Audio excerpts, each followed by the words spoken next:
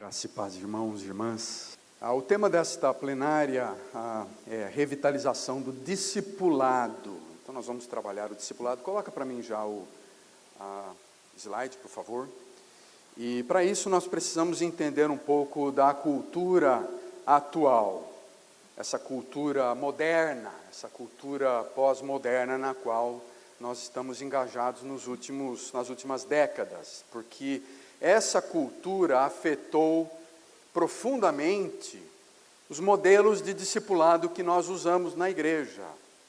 Essa cultura atual, ela afeta as propostas de discipulado, as técnicas de discipulado, como nós treinamos, como nós fazemos discípulos. Então, considere comigo essa análise da igreja missional do Alan Hawksburg. A aplicação técnica do racionalismo científico assumiu que é possível controlar a vida manipulando o ambiente para alcançar resultados que desejamos através de técnicas específicas. Com as ferramentas e habilidades certas, é sempre possível terminar o trabalho. E até a técnica, então, torna aquilo que é inescrutável examinável. E o reino de Deus, convergindo essa realidade opaca do discipulado, presta atenção nessa frase, essa realidade opaca do discipulado, que é envolto em mistério nos propósitos de Deus, esse reino é alcançável com sagacidade e ingenuidade humanas em um ambiente não cristão. Ele está descrevendo aqui ambientes da igreja. E isso é certo. Essa é uma realidade misteriosa. A realidade do discipulado é algo misterioso para nós e é algo que está confuso e opaco. Porque como resultado dessa cultura de técnicas, nós achamos que podemos cumprir a missão do reino com metas estratégicas, com projetos bem específicos, com técnicas. E se tão somente a gente aprender a fazer, então a gente oferece uma série de métodos de liderança e treinamento, como fazer para, 3 pontinhos, você preenche o espaço em branco, porque depende do treinamento, do curso.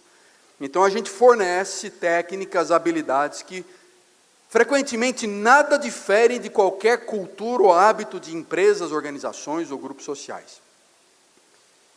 Então é uma cópia, frequentemente, uma clonagem resultante de uma cultura impregnada com valores racionalistas e essa influência de conceitos sociais, culturais, que afetaram a forma de ser igreja no século 20 e 21. Se tão somente nós usarmos as técnicas certas, se tão somente tivermos estratégias corretas, copiar o modelo de tal igreja, frequentar tal seminário, comprar o kit de tal organização, aprender o segredo do sucesso que aquele líder utiliza, vai dar certo. Então é um pensamento extremamente humanista. Você observa as palavras do Eugene Peterson.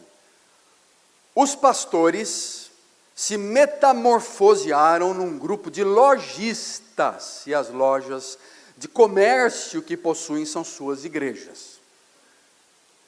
Eles estão preocupados com as preocupações dos lojistas, como manter seus clientes felizes, como atrair mais clientes para longe dos competidores do outro lado da rua, como empacotar seus produtos de forma que os consumidores paguem mais dinheiro. Alguns deles são muito bons lojistas, eles atraem uma multidão de consumidores, angariam grandes somas de dinheiro, adquirem esplêndida reputação, mesmo assim isso é apenas comércio. Comércio. Nós precisamos ter consciência, irmãos e irmãs, que nós vivemos numa cultura impregnada por conceitos do comércio, do consumo, do comprar. Isso mexe com a nossa própria identidade, as estratégias de franchising, o conceito do fast food. Isso ocupa a mente, desperta dos líderes nos dias de hoje. Nós sonhamos acordados com aquele tipo de sucesso que vai atrair a atenção das redes sociais. E é verdade, muitos de nós são bons donos de lojas, são bons lojistas, mas não deixamos de ser comerciantes, lojistas apenas. Observe agora o que o McManus fala. Numa visão civilizada do discipulado, tudo e todos se movem em direção ao centro. Então há um conceito dessa mentalidade humanista que é ensimesmada, que é eclesiocêntrica, não é? O discipulado, então, preste atenção, o discipulado, então, é traduzido em padronizar todos ao mesmo padrão. Nós igualamos a promessa de que seríamos conformados com a imagem de Cristo, né? De uma crença, a imagem de um cristão, que todos nós deveremos ser em Cristo, com a crença de que todos nós seremos os mesmos. E o discipulado, então, se torna um mecanismo de uniformidade em vez de singularidade. Não sei se você assistiu aquele filme do Star Wars, A Guerra dos Clones. Então, a igreja se torna, na verdade, como uma grande guerra de clones. Nós queremos alcançar as nações, converter todo mundo, usar os métodos para treinar este grande exército, que leve a mensagem o mais rápido possível para o mundo, que é verdade, adoentado, enfermo, mas todos nós somos clones, parecidos uns com os outros, consumidores, clones consumidores. Então, quando esse conceito de discipulado, de clonagem, se torna meramente conformar-se a um método, a um modelo, a uma igreja, a fim de prosseguir a missão, a conformidade se torna um fim em si mesma. A conformidade pela conformidade em si mesmo. Isso não quer dizer que tudo que nós fazemos seja errado, eu não estou afirmando isso. Há muitos aspectos do discipulado das nossas igrejas tradicionais, históricas e pentecostais, que faz bem, deve ser mantido, mas o risco da conformidade, o que eu quero dizer hoje é que o risco da conformidade com a cultura, essa cultura ao nosso redor é muito grande. E é fácil de compreender que, em grande parte, igrejas, tanto históricas quanto pentecostais, construíram vários modelos de discipulados focados no recebimento do conhecimento, modelos de discipulados focados em kits de treinamento de cursos de evangelização para grupos, para células, para adoração, para liderança, numa adoção de metodologias que focam em técnicas de crescimento e habilidades para multiplicação que são humanistas. E nessa cultura de consumidor pós-cristão, a mente das pessoas está sendo formada pela imagem do consumidor. É aquilo que o Stork, um sociólogo cristão, fala que é o principal rival de Deus. Próximo, pode colocar. A cultura do consumo é esse principal rival de Deus nos dias de hoje.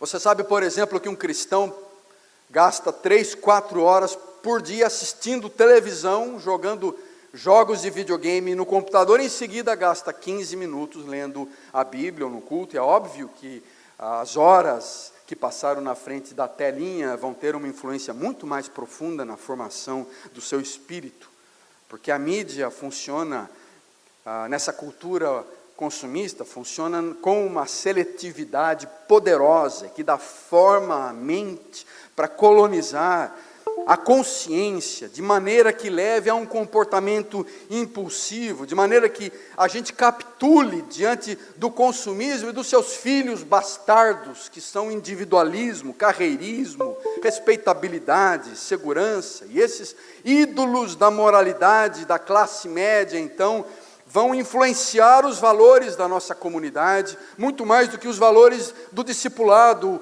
cristão, que é da autonegação, do autossacrifício, da mortificação da fé, da vida no Espírito. Então, nós cristãos vivemos numa cultura fazedora de discípulos. Essa cultura onde moramos não é uma folha em branco, uma folha de papel, um espaço neutro, mas ela é moldada por impulsos humanistas fundamentalmente poderosos, pois são principados e potestades que se encarnam em instituições, na política, se encarnam na sociedade, se encarnam na mídia, e essa indústria do dinheiro moderno quer que a gente compre certos produtos, mas também que a gente tenha certa identidade e um estilo fabricado, um estilo de vida fabricado por eles mesmos, e não pelos valores do Evangelho. Então essa identidade social vai conferindo a gente um senso de pertencimento a essa sociedade, para que a gente continue a ter um estilo de vida mais agradável. Em vez da gente se engajar, então, criticamente com esse mundo, A gente simplesmente se comporta de forma a obedecer à sua moda, a seguir suas tendências, a manter a opinião pública, aquilo que os sociólogos alemães chamam de uma pressão para se conformar predominantemente de acordo com a sociedade de massa, e escorregar em papéis e rotinas prontas. Então essa cultura tende a nos formar de outras maneiras que não o discipulado de Jesus Cristo. Ela corresponde a um outro estilo de discipulado, que não o discipulado de Jesus. Rapidamente, 3 consequências dessa mentalidade consumista de clonagem de celebridade. A mentalidade consumista, ela perpassa não apenas na venda de bens, da compra de bens consumíveis, mas ela também afeta o funcionamento das instituições e relações interpessoais, inclusive a igreja. Porque nessa cultura moderna nós produzimos pessoas insensíveis e, logicamente, pessoas descartáveis. Nós escolhemos pessoas, escolhemos líderes, escolhemos pastores, escolhemos líderes de grupos, organizações, igrejas, como nós escolhemos pizzaria, como nós escolhemos no nosso aplicativo do iFood um bom restaurante. A gente escolhe gente como a gente escolhe estacionamento, a gente escolhe igreja como escolhe aquela qualidade de serviço de uma pizzaria, a gente escolhe relações como a gente escolhe produtos, aquilo que vai oferecer mais resultados para nós. Então, até mesmo parceiros se tornam algo consumíveis, coisas que são descartáveis, trocadas, consumidas, substituídas por outras coisas, pessoas, igrejas mais eficientes, mais atraentes, mais positivas, porque esse é um progresso da desumanização das relações. E essa é uma primeira tendência, uma consequência dessa mentalidade consumista. A segunda consequência é que nós estamos distraídos e apáticos nessa cultura. Muitos cristãos não são mais afetados pela apatia espiritual, não reconhecem a frieza espiritual. Muitos cristãos não estão distraídos pelas coisas da cultura. Afinal, por que a gente vai se preocupar com injustiça social, quando tem muita coisa mais importante na televisão para ver, como a última rodada do meu programa, do cantor pop, do time de futebol, do Big Brother? E ao invés de uma cultura de compaixão e solidariedade, nós vivemos uma cultura de celebridades, que lideram uma guerra não declarada contra a verdade do Evangelho. Por que a gente vai se incomodar com pobreza global, doença, quando há demandas mais críticas sobre o nosso tempo, como a necessidade de descobrir que celebridade está indo para a cama com qual celebridade? E nesse mundo de injustiça, a justiça se torna cada vez mais um trabalho árduo e a verdade requer vigilância perpétua, naquilo que o A.W. Tozer fala. Então, a sua vida desse cristão é uma vida inalterada. Então, nós cristãos somos iguais aos não cristãos. Essa é outra consequência dessa cultura de clonagem de celebridades e consumidores. Nós, cristãos evangélicos, somos iguais aos não evangélicos. O A.W. Tozer observa esse típico evangélico nascido de novo, dizendo que sua vida está inalterada, ele ainda vive para o seu próprio prazer, só que agora ele se deleita em cantar cânticos e assistir filmes religiosos, em vez de cantar canções explícitas e beber pesado. Se bem que hoje em dia muitos até fazem isso também como cristãos, né? Mas o sotaque ainda está no entretenimento, embora a diversão esteja agora em um plano mais alto, moralmente falando, se não intelectualmente. Tem sido provado, gente, que os cristãos gastam em média o mesmo tempo no Facebook, no Twitter, nas redes sociais, no WhatsApp, enviando tantas mensagens de texto, gastando tanto tempo assistindo televisão e jogando videogames, como aqueles que não são cristãos. Nós evangélicos somos iguais. Por que devemos nos preocupar com o meio ambiente? Por que devemos nos preocupar com o desaparecimento das abelhas? Por que devemos nos preocupar com a extinção dos animais? A minha geração está vendo o reino animal desaparecer, por exemplo. Por que nós vamos nos preocupar com o gelo que está derretendo no Alasca, ou a queima da floresta amazônica, quando a gente precisa atender questões muito mais urgentes, como verificar pela 30ª vez no dia o nosso Facebook?